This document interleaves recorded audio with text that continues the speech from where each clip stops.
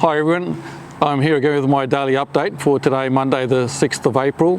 As you can see, I'm enjoying my Easter bunny as well, as some of you probably are eating some Easter eggs over the Easter vacation. So we still need to remember this. We still need to enjoy things and have a bit of fun and do the things that we can with our family. And I guess that means I'm going to have to share the rest of this with my family when I get home.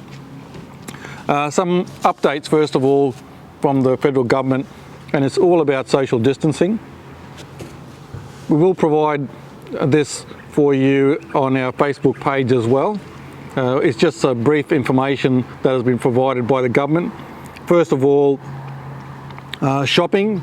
The government and the health advice is to only go out for what you need and to go out if you need to get medical attention. But if you are going to the doctor, can you make sure that you call first to let them know that you're coming, particularly if you are showing symptoms of COVID-19. And again, a more detailed description of those symptoms is being provided on our Facebook page. The only reason to go outside at the moment is basically for shopping, just to get what you need, seeing a doctor or seeking medical attention, exercising, but still when you're exercising comply with the social distancing, and work or study if you can't work remotely at the moment. A lot of education and study is now being provided online. Indoors, the advice is for gatherings to be limited to just 2 people or 2 persons, and that the only time that is excluded is if in case there's a funeral or a wedding, and of course if there's more than 2 people in your family. One of the concerns is that people who are living in units or apartments think it's okay to have a party with other people in that block of units or block of apartments, and that's just not the case. All right? When you're in a unit or an apartment building, you still need to limit yourself and stay isolated within your unit or apartment, and not having like a building barbecue or a get together and those sorts of things. So just to clarify, you need to stay in your unit or your apartment. In regards to social distancing, it is making a difference. You will have already noticed that there has been a reduction in new cases.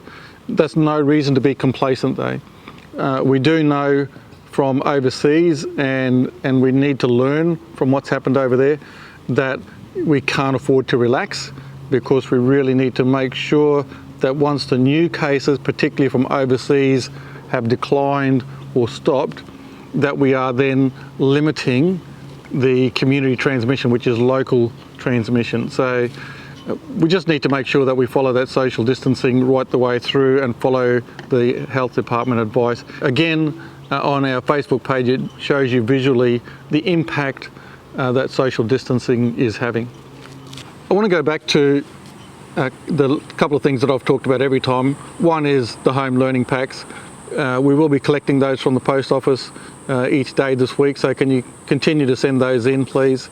The final thing I'll talk about is kids and how we're talking to them about COVID-19. The first thing is tune into their feelings. So some children, and a lot of children, yours in particular, will be particularly worried about what's happening around them, particularly on the holidays, because at this time in the Easter break, families are always doing something, whether it's going out to a barbecue, going to friends' places, going on a holiday, and the kids will be wondering why they're not doing it, how come they can't go to these places or do those things. First of all, let's not scare them further. They are already suffering anxiety around COVID-19 because all of the stuff that's circulating around. One of the things I would suggest is not to have that on your TV all the time, looking at updates or flicking through updates on COVID-19. Maybe a couple of times a day, once in the morning, once in the evening. But if it's running all the time, all day, it'll appear to the kids like this is all that's happening in the world and there's nothing else. And I know it's important that we are mindful of the messages around COVID-19, but it shouldn't take up our whole entire life and that's all we talk about. We need to talk about other things we talk about in our families, like what we're doing today, doing some reading, maybe having a bit of fun outside, just going and having a play, sitting down having a chat, telling stories, you know, maybe making small snacks or meals together and different things, but it is important to talk about their feelings. Example, it might be that the kids are worried about a relative or friend dying or catching COVID-19. The first thing is to not dismiss it, but not also overemphasize it as well. So for example, you might say, yes, I'm worried about COVID-19 as well, but look, in Australia we have some of the best hospitals and doctors in the world. So if someone does get sick, they're going to be really well looked after. So yes, acknowledge that there's an issue, but also make sure that they're aware that there's some really good health practitioners and health systems in Australia, so it'll be okay. And reassure them again, yes, we know, I can understand you being scared, but we don't need to be scared. If we follow the rules, the social distancing rules, then we'll be safe. And if someone does get sick, they'll be well cared for by doctors and nurses, because we have some of the best in the world in Australia. So that sort of conversation I think is really important for kids to know as well. For you as parents, stay connected to other people.